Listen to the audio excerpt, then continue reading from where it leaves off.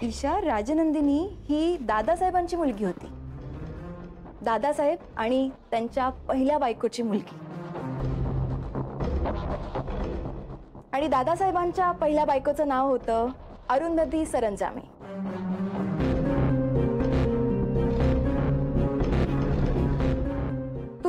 तुला ही स्टोरी काहीच माहिती नाहीये का?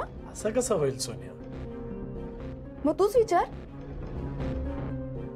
Okay Isha, do you know की राजनंदिनी 20 वर्षांची झाली तेव्हा अरुंधती सरंजामे गेल्या.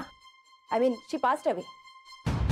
आणि मग दादासाहेब एकटे झाले. सो राजनंदिनीने दादासाहेबांच्या मागे लागून लागून त्यांना सेकंड मॅरेज करायला लावलं. म्हणजे आपल्या आईसाहेबांशी?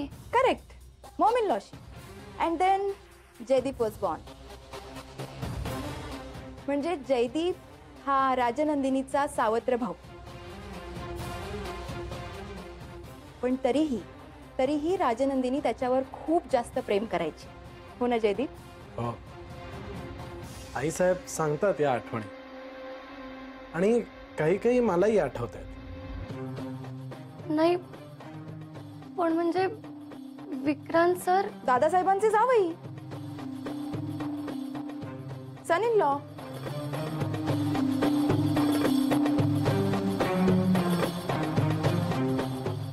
कम ऑन ईशा, आता असं नको म्हणूस की तुला हेही माहिती नव्हतं.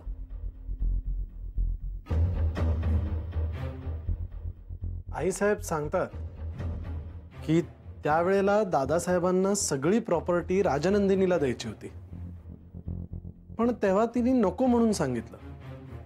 आणि मग तेव्हा सगळा बिझनेस दादा सांभाळत होता. त्यामुळे दादासाहेबांनी सगळे अधिकार दादाला दिले होते.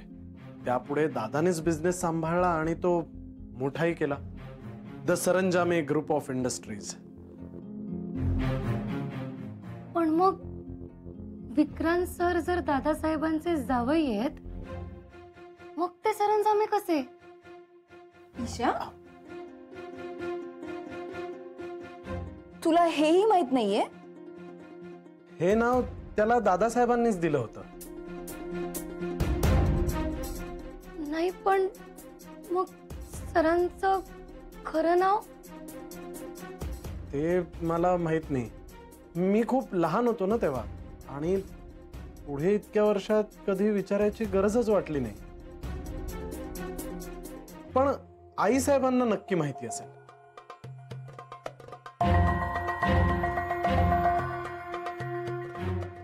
ब्रो इन लॉने तुला यातलं काहीही सांगितलेलं नाहीये ना? नाही म्हणजे ईशा, तू हे सगळं फर्स्ट टाइम ऐकतेस, राईट? नाही सोनिया ताई, म्हणजे सर सांगायचंय मला मध्ये मध्ये. मी विसरले असेल. मी आलेच. ईशा, काय झालं हिला?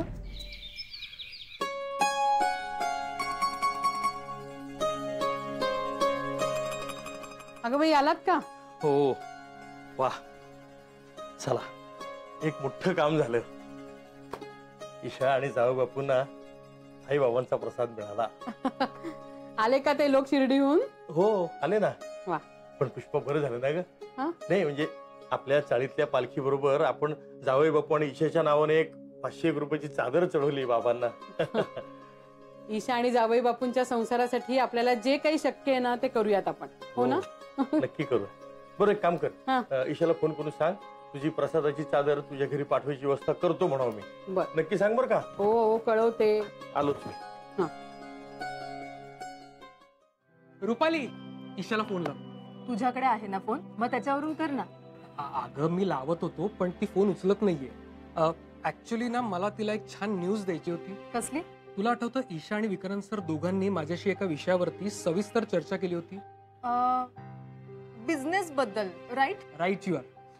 ते मला सांगत होते ना की मी अशी धडपड केली पाहिजे, स्वतःचा स्वतंत्र बिझनेस स्थापन केला पाहिजे आणि वडिलांच्या छत्रछायेखाली असं किती दिवस चालणार ना. नाहीतरी मामा तुला स्वतःचे असे डिसिजन्स कुठे घेऊन देतो. बरोबर आहे. हेच त्या दोघांनी ऑब्झर्व केलं होतं. म्हणूनच त्यांनी मला त्यावेळेला एक भन्नाट सल्ला दिला होता. कसला सल्ला? कसं आहे, टेक्सटाईल कंपनीसाठी जी मशिनरी परदेशातून आयात करावी लागते तीच मशिनरी मी इकडे भारतात बनवणार आहे. क्या बात आहे बिप्या. आणि त्यासाठी माझी एक नवीन कंपनी काढली आहे मी. इतकी मोठी न्यूज तू मला सांगण्याआधी ईशा आणि विक्रांत सरांना सांगणार होतास ना? अगं हो, शांत हो. पण कसं आहे, त्यांच्याचमुळे मी हे पाऊल उचलू शकलो ना. आता बघ ना, मी माझा स्वतःचा वेगळा बिझनेस सुरू करणार आणि भारतातल्या लोकांना रोजगाराची संधी उपलब्ध करून देणार. खरंच रे? यामुळे काय होईल तर आपला पैसा आपल्या भारतातच राहील आणि बेरोजगार तरुणांना कामही मिळेल. Bipya, I am so proud of you. पण आता पटलं ना तुला की ज्यांच्यामुळे मी हे पाऊल उचलू शकलो त्यांना आधी नको का थँक्यू म्हणायला? हा राईट. पण आता नको. ईशा ऑलरेडी टेन्शन मध्ये आहे ना. सर, मला त्या माणसाचं नाव कळलं. कोण? त्या माणसाचं नाव गजा पाटील आहे. सर, आपण लवकरात लवकर पोलीस स्टेशनला गेलं पाहिजे आणि तक्रार नोंदवली पाहिजे. गजा पाटील, तू आमच्यावर सोडतो, मी आणि चिनी आम्ही दोघं बघू. ओके ईशा, तुला प्रॉमिस केलं होतं त्याप्रमाणे या माणसाला तुझ्या समोर हजर केलंय. हाच तो गजा पाटील. गजा पाटीलला अटक झाली. ईशा, तुला माहित नाहीये गजा पाटील आणि विक्रांत कोण आहेत ते? म्हणजे गजा पाटील आणि विक्रांत या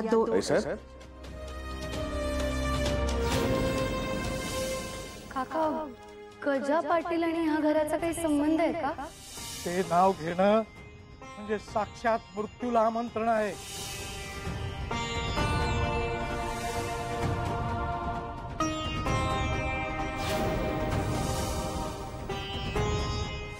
राजनंदिनीच दादासाहेबांची एकुलती एक मुलगी होती. राजनंदिनी दादासाहेबांची मुलगी होती? नाही, पण म्हणजे विक्रांत सर दादासाहेबांचे जावई. मग ते सरंजामे कसे? हे नाव त्याला दादासाहेबांनीच दिलं. मग सरांचं खरं नाव? ते मला माहित नाही, पण आई साहेबांना नक्की माहिती असेल.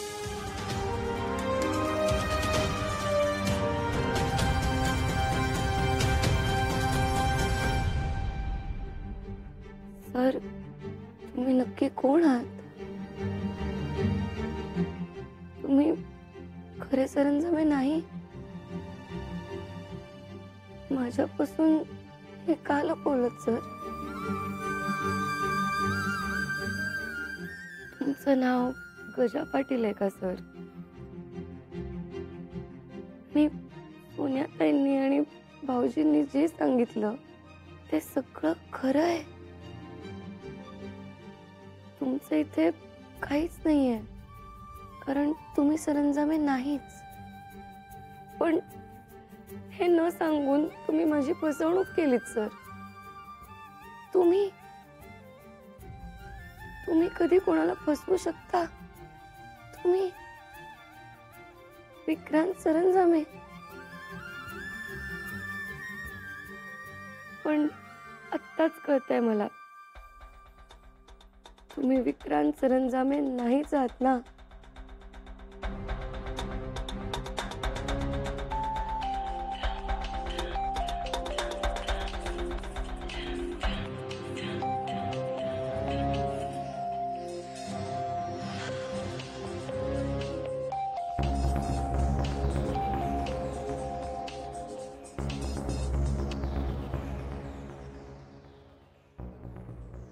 हॅलो आई.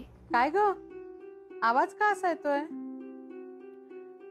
ते काही नाही आई, अगं मी कपाटावरत होते, जरा दमली आहे. बरं ऐक बाळा, बाबांनी शिर्डीवरनं प्रसादाची चादर मागवलीये पालखी बरोबर. ती तुला आणि जावई बापूंना द्यायची आहे. कशासाठी? अगं कशासाठी म्हणजे काय, असं का विचारतेस तू?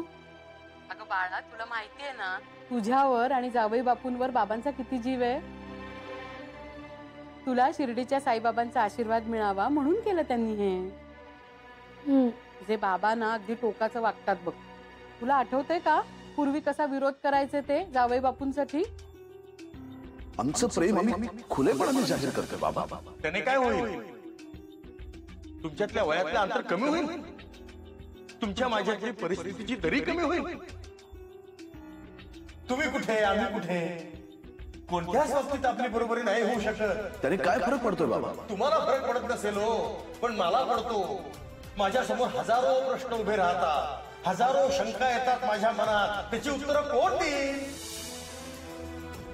आणि आता सगळ्यात जास्त जीव जावई बापूंवर आहे त्यांचा. पण काही म्हणा, जावई बापू आहेतच तसे, अगदी दुष्ट लागण्यासारखे.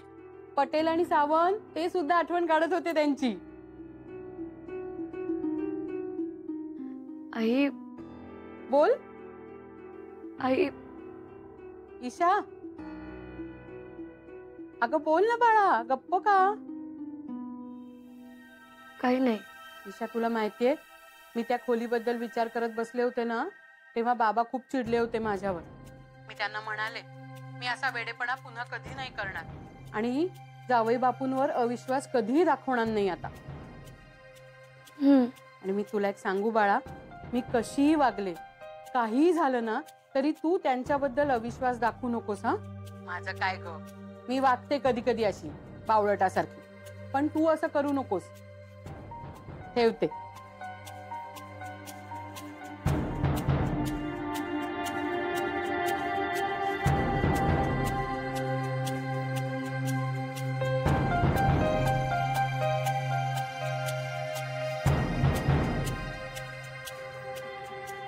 काही झालं ना, तरी तू त्यांच्याबद्दल अविश्वास दाखवू नकोस. हा, सोनिया, सोनिया, हे आर्टिकल बघ. 2 इंडस्ट्रियलिस्ट भावांबद्दल आर्टिकल आलंय. एका भावाने दुसऱ्या भावाला कसं गंडवलं ते डिटेल मध्ये लिहिलंय. हा माणसं असतात तर जगात. सोनिया. जयदीप, तुला असं वाटतं का मगाशी आपण ईशाला जे काही सांगितलं ते तिला ऑलरेडी माहिती होतं?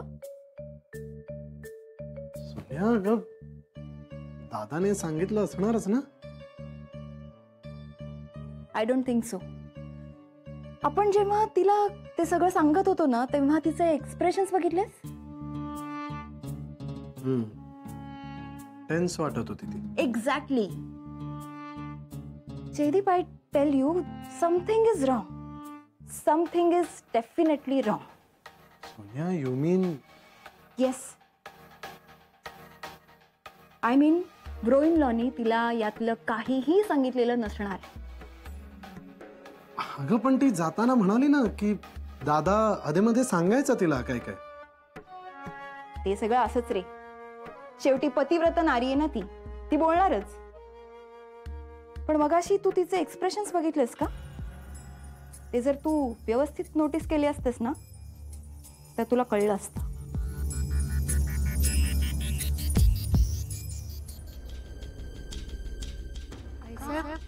तुम्हाला नक्की काय प्रश्न पडला? गजा पाटील आणि ह्या घराचा तुला काही माहित संबंध नाहीये आहे का?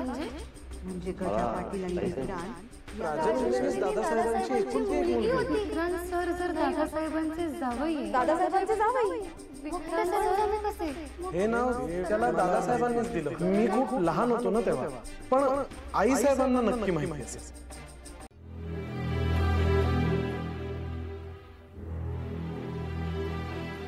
ईशा, डोकं दुखतंय का तुझं? विक्रांत कुठे गेलेत ग? मला नाही माहित. हा ग, कसलं एवढं टेन्शन घेतलंयस? काय विचार करतेस बाळा? मी प्रॉपर्टी तुझ्या नावावर केली त्याचं टेन्शन घेतलंयस का तू? हे बघ, अजिबात टेन्शन घेऊ नकोस. तू कर्तृत्ववान आहेस, आमच्या राजनंदिनी सारखी. नाही आहे साहेब, मी राजनंदिनी नाहीये. तुला नसेल जाणवत ग, पण मला ती दिसते तुझ्यात. नाही, तसं नाही. सरांना राजनंदिनीची कुठलीही गोष्ट दिसली तरी ते अस्वस्थ होतात. त्यांना जर हे कळलं तर विक्रांतना तिच्या आठवणीचा त्रास होणारच. त्यांची बायको होती ती, अर्ध्यावर डाव सोडून निघून गेली. मला जे तुझ्यात दिसतं ना ते त्यांना नाही दिसणार.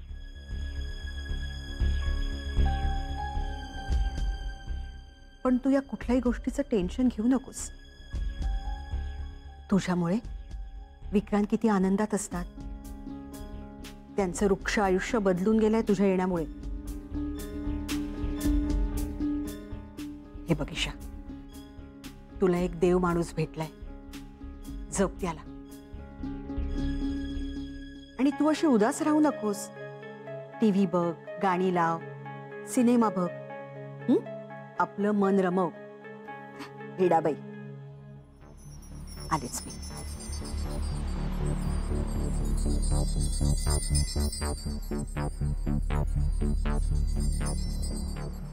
मन कुठे आणि कसं रंगवू मी आईसाहेब? तुम्हाला सगळ्यांना सर देव माणूस वाटतात. मग माझ्याच समोर त्यांचं वेगळं रूप काय येत आहे?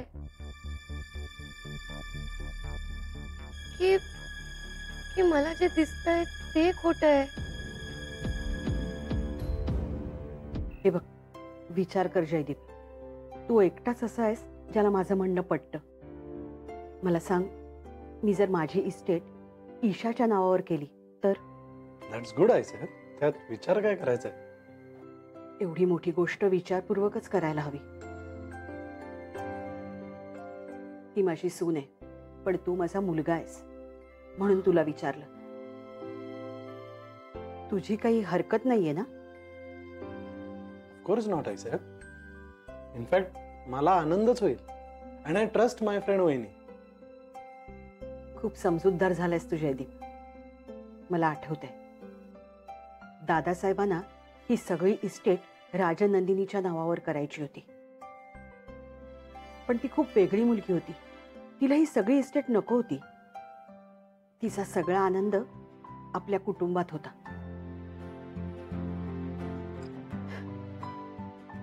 आईसाहेब, खूप चांगली होती ना राजनंदिनी?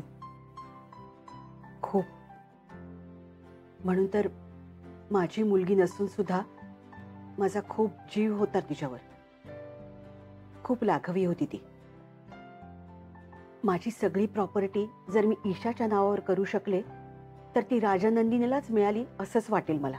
म्हणूनच मी महाजन वकिलांशी बोलली. उद्याच मी माझी सगळी जबाबदारी तिच्यावर सोपवणार आहे.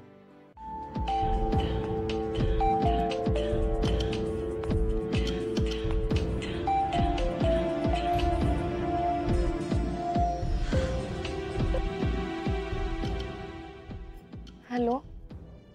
हॅलो ईशा मॅडम, मी शेट्टे बोलतोय, राजेशचा शेजारी. हा बोला ना. काही माहिती मिळाली? मॅडम, त्या दिवशी तुम्ही मला बोललात म्हणून मी खूप चौकशी केली. त्याचे 2 चुलते आहेत, त्यांच्याशी पण मी बोललो. त्यांना तर राजेश मुंबई सोडणार आहे हेच माहित नव्हतं. पण मग कुठे गेलेत ते? तो कोणालाच काही बोलला नव्हता कुठे जातोय ते. फक्त जाणार इतकेच बोलला होता. मी इकडे तिकडे खबर काढली तेव्हा मला कळलं की तो बहुतेक पुण्याला जाणार होता. पुण्याला? पण तो तिकडेही पोहोचला नाहीये. मग काय माहित कुठे गेले तिघे जण. वहिनींच्या घरचे पण मला विचारत होते. पण असं तिघांचं कुटुंब गायब कसं होऊ शकतं एकदम? इकडे कोणाचं काय पण होऊ शकतं मॅडम. या दिवसापासून त्यांना कोणीच पाहिलेलं नाहीये. काय माहिती राजेश आणि त्याची फॅमिली आहे की नाही. ती आहे का नाही म्हणजे? समजून जा मॅडम. ईशा,